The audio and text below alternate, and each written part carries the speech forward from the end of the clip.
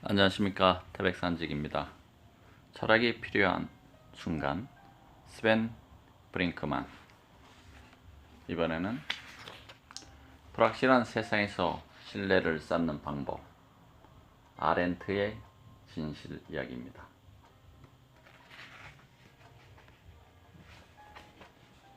진리 존재하지 않더라도 인간은 진실할 수 있다.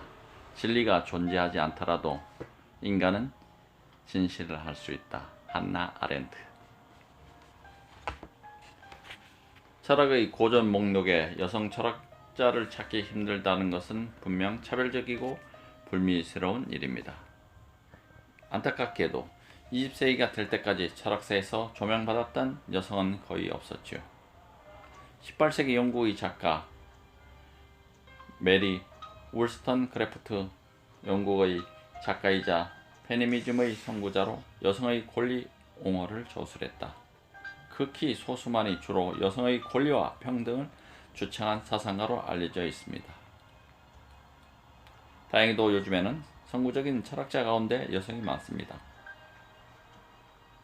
앞에서 언급했듯이 주디스 버틀러도 있고 앞으로 아이리스 머덕도 살펴볼 것입니다.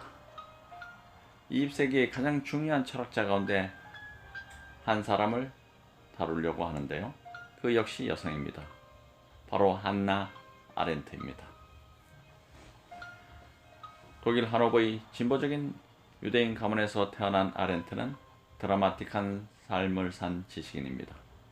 아렌트는 철학자 마르틴 하이데거의 지도를 받고 공부했는데 이때 그와 잠시 연애를 하기도 했습니다. 하이데거는 나중에 나치에 대한 지지 행보가 발각되어 크게 비난을 받는데 아렌트가 그를 옹호했다가 함께 비판을 받기도 합니다. 1933년 히틀러가 권력을 잡은 뒤 아렌트는 유대인 아이들이 팔레스타인으로 탈출할 수 있도록 돕습니다. 하지만 나치의 위협 속에서 결국 그도 프랑스로 달아나야 했고 1940년 나치의 프랑스 침공 이후에 체포되어 수용소에서 억류되고 맙니다. 다행히 아렌트는 수용소를 탈출하는 데 성공했습니다. 나치에게 쫓기다 끝내 자살하게 된 철학자 발터 베나인과 달리 아렌트는 스페인과 포르투갈을 거쳐 미국의 뉴욕까지 무사히 도착하게 됩니다. 사유하고 세상을 바꾸고 의미를 찾는 존재. 뉴욕에서 아렌트는 중요한 사회 문제들을 연구하면서 거기에 철학을 적용하기 시작합니다. 그 가운데는 혁명과 전체주의 등장을 다룬 연구도 있죠. 특히 제2차 세계대전의 전범인 아돌프 아이히만의 재판을 주제로 한 예루살렘의 아이히만은 한나 아렌트의 이름을 세상에 널리 알린 연구소입니다. 아이히만은 나치의 끔찍한 전쟁 범죄인 유대인 학살, 즉 홀로코스트의 설계자 가운데 하나로 1961년 이스라엘로 압송되어 사형을 선고받고 처형됩니다. 아렌트는 그의 첫 재판을 다룬 글을 뉴요커에 썼고 나중에 아이히만을 악의 평범성을 보여주는 전형으로 묘사했죠. 물론 이 개념이 그가 저지른 행위 자체가 평범하다고 말하는 것은 결코 아닙니다. 끔찍한 범죄를 저지른 그의 개인적인 성격이 우리를 심란하게 할 만큼 평범했다는 말이죠. 유대인 학살을 저지른 아이히만이었지만 놀랍게도 개인적으로는 악마 같은 구석이 조금도 없었으며 자신은 그저 독일 제국의 시민으로서 의무를 다했을 뿐이라고 생각했습니다. 그가 저지른 범죄의 동기는 악의가 아니라 사유 없는 복종이었던 것입니다. 아렌트가 제시한 또 하나의 중요한 개념으로 탄생성이 있습니다. 이것은 인간이 태어나고 생명을 낳고 살아가는 과정에서 끊임없이 세계를 새롭게 만들어 간다는 것을 말하는 개념이죠. 아렌트는 바로 이 개념에서 인간의 창조성이 지닌 희망을 보았습니다. 이 개념은 당대의 주로 마르케스주의와는 큰 차이가 있었습니다. 탄생성의 관점에서 보면 인간은 경제와 같은 외부 구조에 의해서만 결정되는 게 아니라 예상치 못한 방식으로도 끊임없이 변화하고 성장할 수 있습니다. 바로 그렇기에 우리에게는 자유롭게 행동할 능력이 있다는 거지요. 또한 삶의 실존적 관점을 찾는 사람들에게는 아렌트가 1958년에 쓴 책 인간의 조건 역시 보석 같은 책입니다. 이 책은 그가 활동적 삶이라고 부른 개념을 주로 다룹니다. 여기서 그는 인간이 세상의 다양한 방식으로 적용하는 활동을 세 가지로 나눴는데요. 기본적인 생물학적 필요를 충족하는 노동, 기술을 생산하는 작업, 문화산물을 생산하는 행위로 각각 구분했습니다. 아렌트도 아리스토텔레스처럼 우리의 행위를 그 일을 하는 것 자체에서 충분한 의미가 나온다고 보았지요. 다시 말해 행위는 그 자체로 목적이어야 합니다. 아렌트를 따라 의미 있는 삶을 구성하는 행위의 연결망을 들여다보면 우리는 삶을 조예, 생물학적 생명보다는 비오스, 정치 공동체적 삶으로 인식하게 됩니다. 그리고 고전 철학자의 생각을 되살린 이 개념에서 조예는 인간이나 개, 고양이 같은 동물로서의 존재하는 것을 말합니다. 그러나 인간은 이런 관점으로만 이해할 수 없습니다. 우리는 삶을 의미 있는 방식으로 능동적으로 살아가며 그것을 의미 있는 다양한 이야기로 만들 수 있기 때문입니다. 바로 비오스, 일대기로서의 삶인 것이지요. 진화 심리학이 말하는 거짓말. 이러한 아렌트의 생각들은 20세기 중대한 정치적 격변을 반영합니다. 아렌트의 표현을 빌리면 우리는 이 세상에서 난간없이 생각해야 하는 상황에 처해 있습니다. 삶을 살아가기 위한 조건들이 끊임없이 변하는 불확실한 상황에 처해 있는 것이죠. 많은 분들이 느끼고 있다시피 이러한 현실은 사실 지금도 크게 다르지 않습니다. 우리는 어떻게 이런 현실의 한계를 딛고 우리 삶에 실제로 도움이 될 만한 관점을 끌어낼 수 있을까요? 인간의 조건의 아름다운 한 문장을 살펴보겠습니다. 진리가 존재하지 않는다 해도 인간은 진실할 수 있고 신뢰할 만한 확실성이 없다 해도 인간은 신뢰할 수 있다. 위의 문장은 아렌트가 르네 데카르트에 대해 그리고 종교의 중세 시대에서 과학과 이성의 계몽 시대로 전환한 부분에 대해서 언급됩니다. 아렌트는 진리나 신뢰가 이 세상에 그냥 존재하는 게 아니라 바로 우리가 서로에게 보여주는 진실성과 신뢰성을 통해 생겨난다고 말합니다. 즉, 그런 가치가 세상에 존재할 수 있도록 만드는 일이 우리 자신에게 달려있다고 본 것이죠. 그렇다면 진실하게 말하고 믿을만하게 행동하는 것은 왜 좋을까요? 사실 이런 헌상의 효용 가치를 묻는 일은 본질을 왜곡할 위험이 있습니다. 진실과 신뢰성은 순수하게 그 활동 자체가 목적인 본질적 가치를 지닌 개념이기 때문입니다. 로마 황제이자 수도학파 철학자였던 마르쿠스 아우렐리우스도 같은 생각이었습니다. 모든 것이 마구잡이로 일어난다고 해서 너 역시 마구잡이로 행동해서는 안 된다. 우리가 불확실한 세상에 살고 있다는 깨달음은 중요합니다.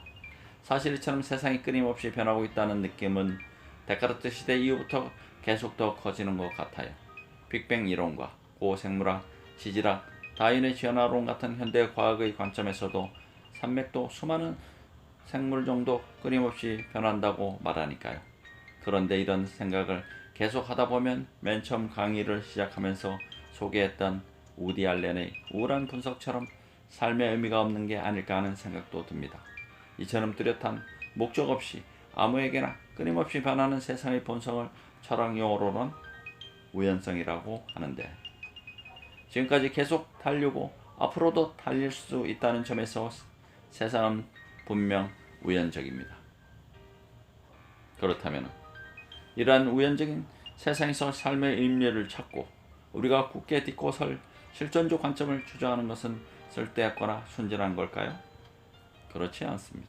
아렌트를 비롯해 제가 강의에서 소개하는 여러 철학자라면 우연성 자체보다 우리가 이 우연성에 어떻게 대응하느냐가 더 중요하다고 대답할 것입니다.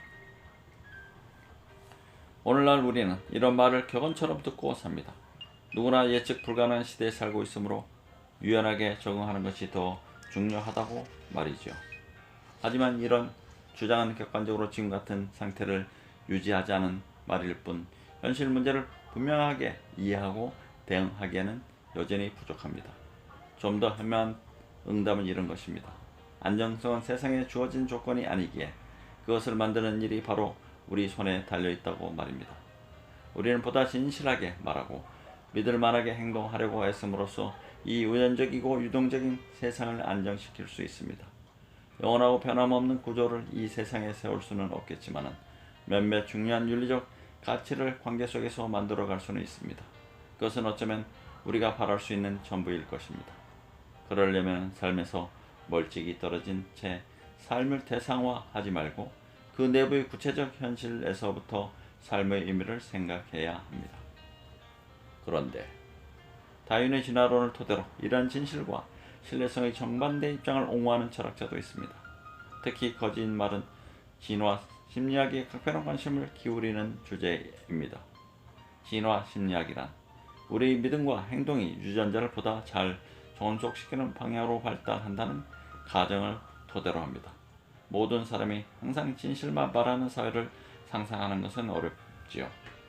우리는 상황에 따라 사려있고 윤리적으로 정당하다고 할 만한 거짓말을 수없이 떠올릴 수 있습니다. 하지만 이런 일상에서의 거짓말과 사회적 관계에서 이익을 얻기 위해 쓰이는 거짓말은 차이가 있습니다.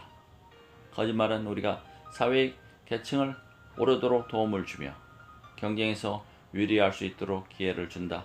이런 식으로 거짓말에 긍정적인 기능이 있다고 말하는 진화 심리학과 거짓말을 하나의 삶의 전략이라고 대놓고 합리화하는 추악한 행동은 사실 크게 다르지 않습니다. 물론 진화적 관점에서 보면 우리가 거짓말을 잘 써서 이익을 얻은 것이 좋을 수도 있습니다. 하지만 여기서 우리는 이런 도구주의적 사고가 얼마나 위험한지 깨닫게 됩니다.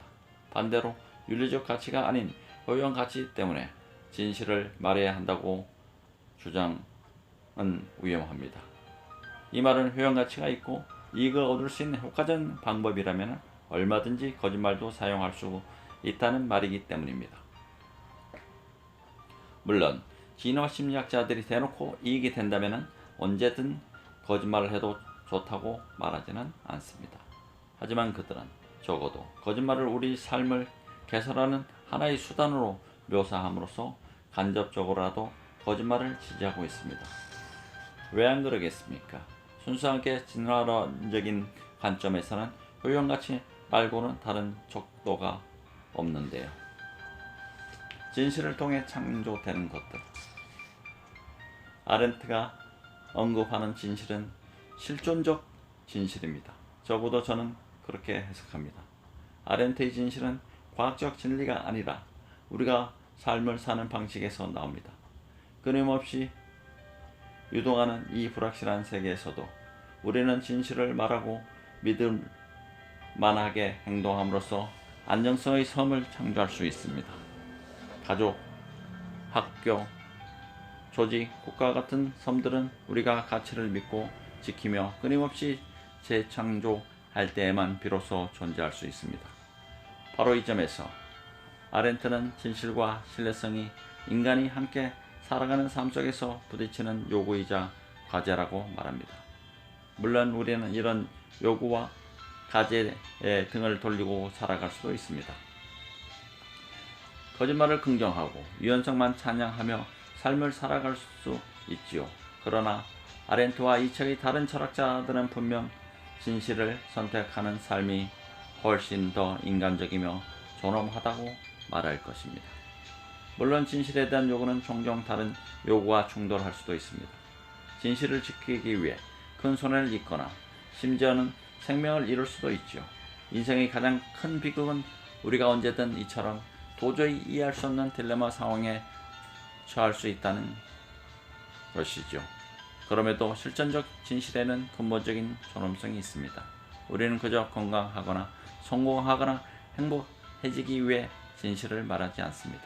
물론 운이 좋아서 이 모두를 동시에 얻을 수도 있겠지만 우리가 진실과 신뢰를 지키며 살아야 하는 이유는 오직 그것이 그 자체로 가치가 있기 때문입니다. 불확실한 세상에서 신뢰를 쌓는 방법. 한나 아렌트였습니다.